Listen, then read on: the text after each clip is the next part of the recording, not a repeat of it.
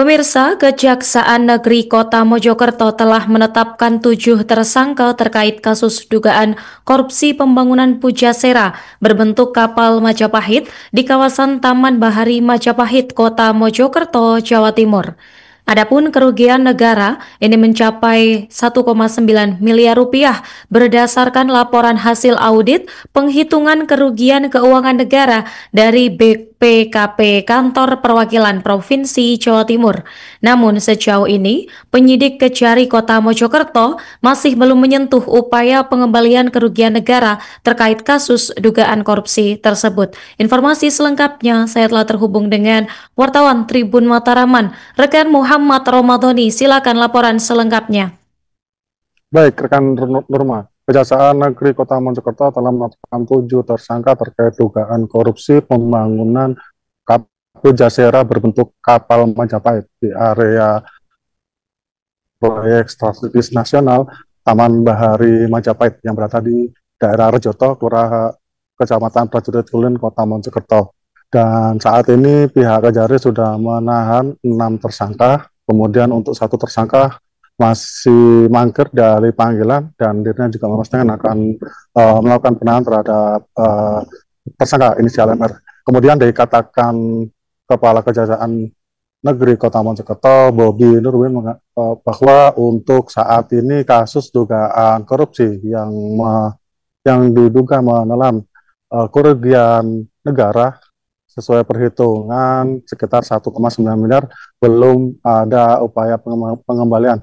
Nah, untuk saat ini pihak Kejari juga telah melakukan upaya untuk fokus melakukan pengembalian atau pemulihan kerugian negara sebesar 1,9 miliar tersebut. Dikatakan Bobi juga pihaknya masih melakukan penyidikan terus dan bahkan melakukan tracing terhadap aset-aset dari ke-7 tersangka ya terkait kasus dugaan korupsi tersebut yang diduga digunakan untuk membeli aset atau yang lainnya. Sehingga saat ini pihak Kejari masih terus melakukan penyidikan karena untuk saat ini kasus perkara dugaan korupsi kapal Majapahit Pujasera di kawasan TBM ini masih terus bergulir. Dan Bobi juga menyebutkan bahwa pihaknya juga sampai saat ini belum ada satupun dari ke-7 tersangka itu yang beritikad baik untuk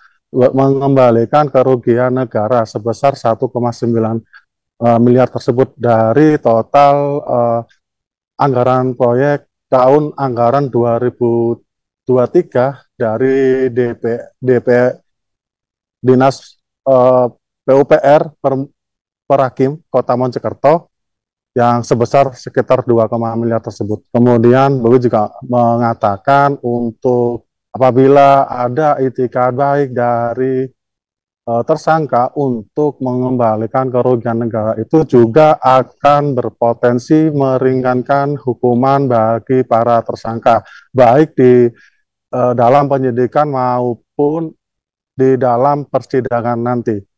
Rencananya dari 7 tersangka ini akan dilakukan penahanan selama 20 hari ke depan hingga tanggal 13 Juli dan akan ditambah 20 hari ke depan untuk tahap pelimpahan atau P21 tahap 2 dan rencananya kasus dugaan korupsi kapal Majapahit ini akan digulirkan di PN Tipikor Sidoarjo. Demikian rekan Nurma, kembali ke studio.